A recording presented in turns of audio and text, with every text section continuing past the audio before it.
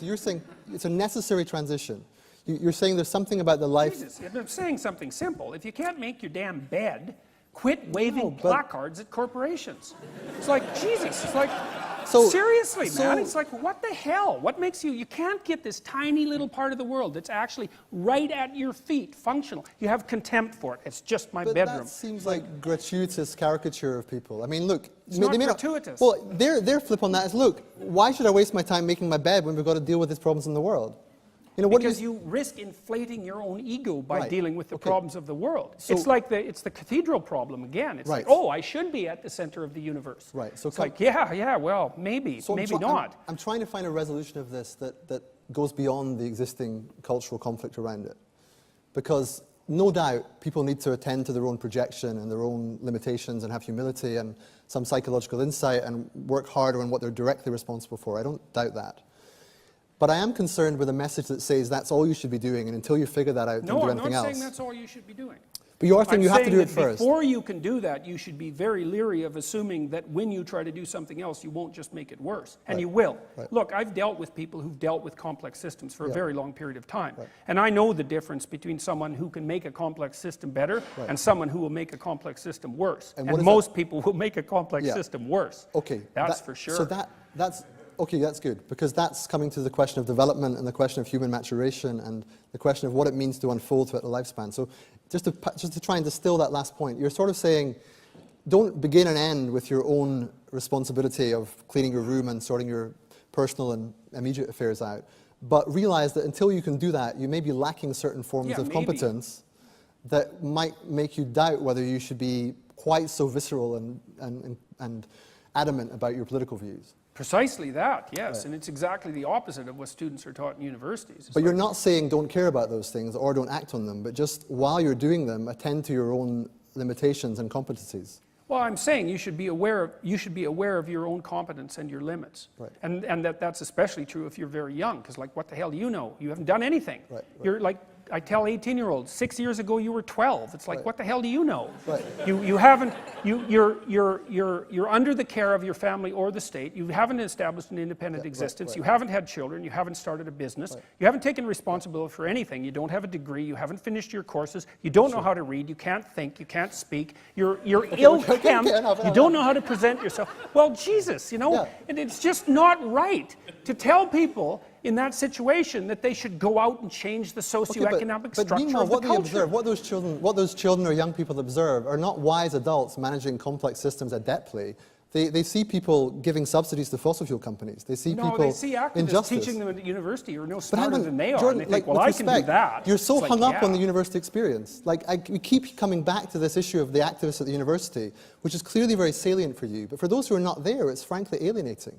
Because your other work is so fantastic, but it keeps coming back to this narrative of these slightly callow students who are maybe a bit over-enthusiastic about a political issue. Well, I'm more concerned with their professors than with the students. Okay, also the professors supporting them. And I'm concerned about the professors because they've completely corrupted the humanities. And the humanities are the core of the university. And by corrupting the humanities, they're corrupting the fundamental structure of our civilization. And they're spreading that out into the general culture. But and there's no excuse for that. They may be doing that, but simultaneously others are corrupting the ecological foundations, the social foundations. Democracy is arguably dying. There are real problems that are existential threats at a different level. There's a whole large variety of existential And I don't think that's happening principally because some people are being taught feminist theory in the University of Toronto.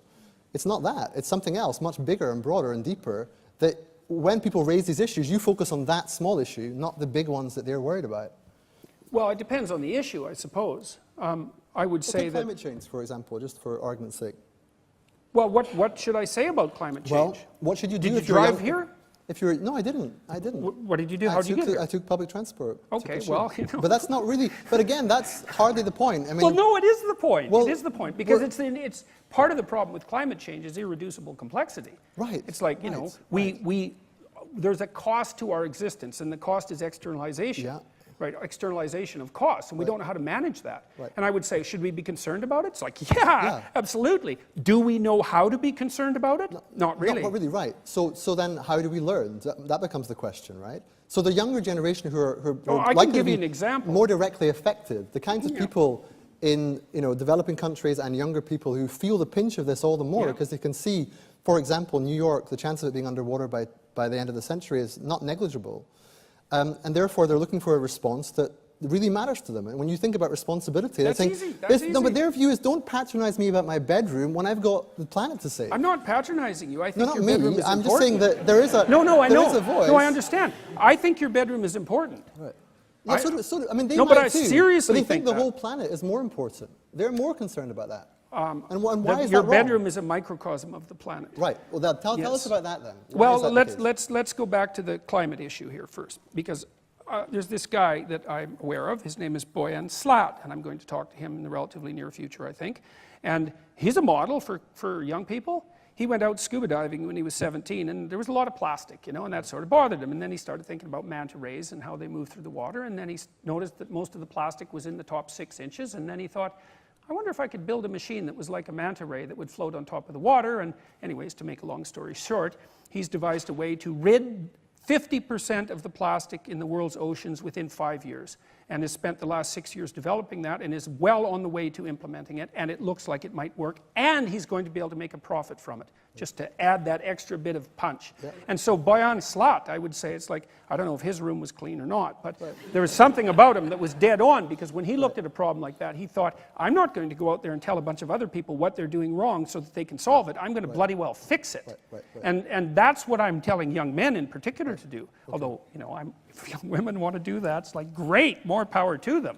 But, people say, well, I'm taking climate change seriously. I'm going out to protest. Like, you're not taking it seriously. That's not serious. Serious is you're going to devote 80 hours of your life to it for the rest of your life, right? You're going to work on that so intently that you're not even going to think about anything else. Like, that's serious. So what you care about